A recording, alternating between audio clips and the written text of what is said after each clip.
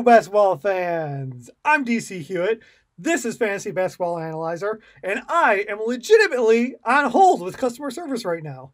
It's been an hour and a half, and I'm unwilling to hang up and give up my spot in line, but I'm also unwilling to let this video wait any longer to get out to you. So we're recording while I'm on hold.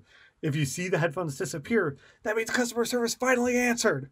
But I'm here to serve you guys. Let's get ready for week 12 of the fantasy basketball season, which is really like that second half of week 11 if you play on ESPN or Yahoo and combined.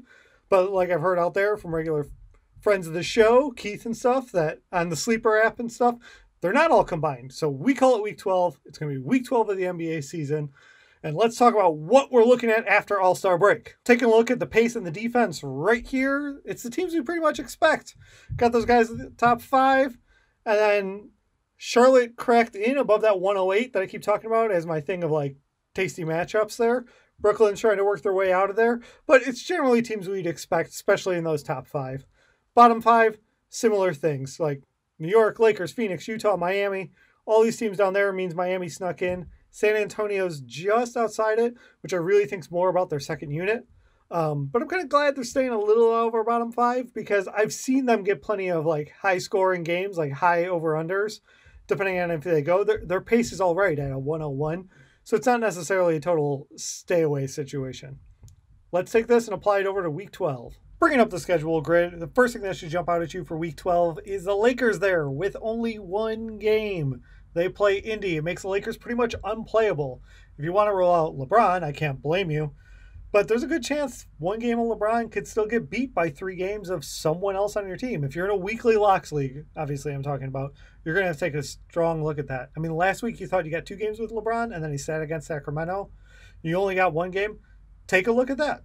Compare what just happened to someone else on your bench if you left him there and see what you really want to do. Because there's a good chance you might get a little bit screwed if you play him out there.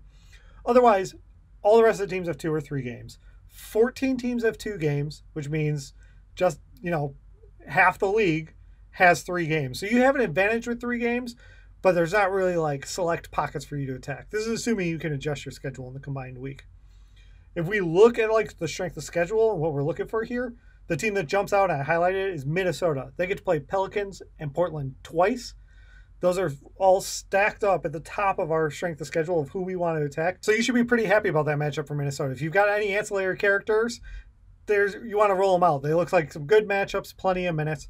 Otherwise, take the 3 games. Let's go ahead and take a look at the back-to-backs for streaming. For the teams we worry about on the back-to-back, Boston's safe. Detroit, we don't have to worry about it anymore because Blake Griffin's not there. By the way, while I'm talking about it, the rumors Blake Griffin's going to sign with Brooklyn, I don't care. I don't think he's... you could scoop him up in a 12 team if you want. 14 makes a little more sense. He's going to be the 4th option there. He hasn't been dominant this year. I'm not cutting, like it's worth rolling the dice for sure, but I'm not cutting a real asset to go grab him. I'm just not that moved yet.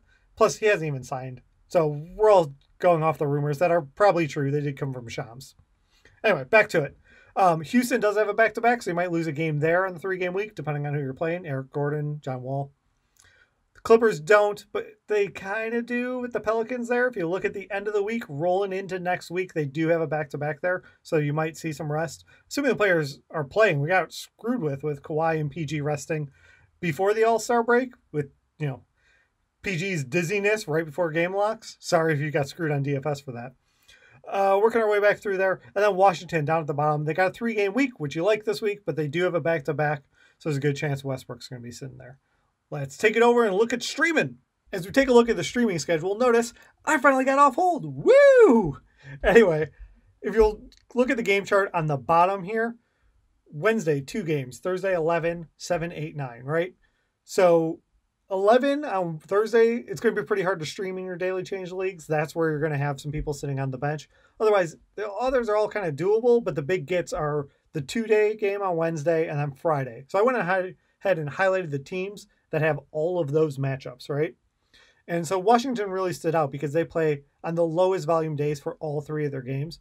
So that might be where you look at Bertans, Denny, someone you could pick up and just plug them in there that maybe isn't rotational core, but can help you get some extra threes, some extra rebounds, depending on who you play and what you're targeting in your daily change league. I also mentioned Minnesota. They're not playing on the best days, but as I talked about, their schedule is just really exciting. It's a tasty matchup game, Pelicans and then Portland back-to-back, if you want to take a look at those. Otherwise, any of the teams I highlighted there, right?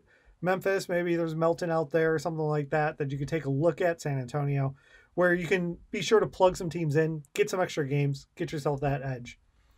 Otherwise, you know, if none of these are jumping out at you, you might want to just look at some of the back-to-backs and just figure out someone you pick up, right? Like Indiana only has 2 games, but they got a back-to-back there in the middle of the week on the 7 and 8 game days. That's interesting. You don't love either matchup, though. Lakers and Phoenix are people we tend to avoid. So I would lower it down a little bit, although I don't want to push too hard because watch TJ McConnell get 3 more triple-doubles and end up with 20 steals in only 2 games. It's not going to happen, but it was fun to see McConnell do that last week, right? Anyway, the grids are here. The link is down below. Please like, please leave a comment. And we normally do the waiver show on Sunday.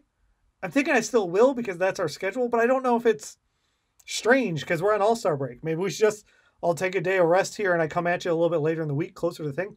Leave a comment telling me, what do you want? Do you want me to spit out the video Sunday? Should we wait and see? Maybe there's more injury news about like LeVert, maybe Triple J we haven't heard anything about. Should I hold these till like Tuesday when it's closer to the schedule? Leave a comment. Let me know. I'll do what the masses say because we're in here together to go out and win our weeks. Thank you so much for watching. If you made it this far, please hit the like button and leave a comment down below. It helps me grow the channel. If you want more videos like this, hit subscribe or even the little bell will give you alerts. And I'll be back soon with another video for you. You stayed till after the credits, and I'm here for you. Did you save? Are you watching WandaVision? Did you stay for both the after credit scenes? No spoilers, just mention it.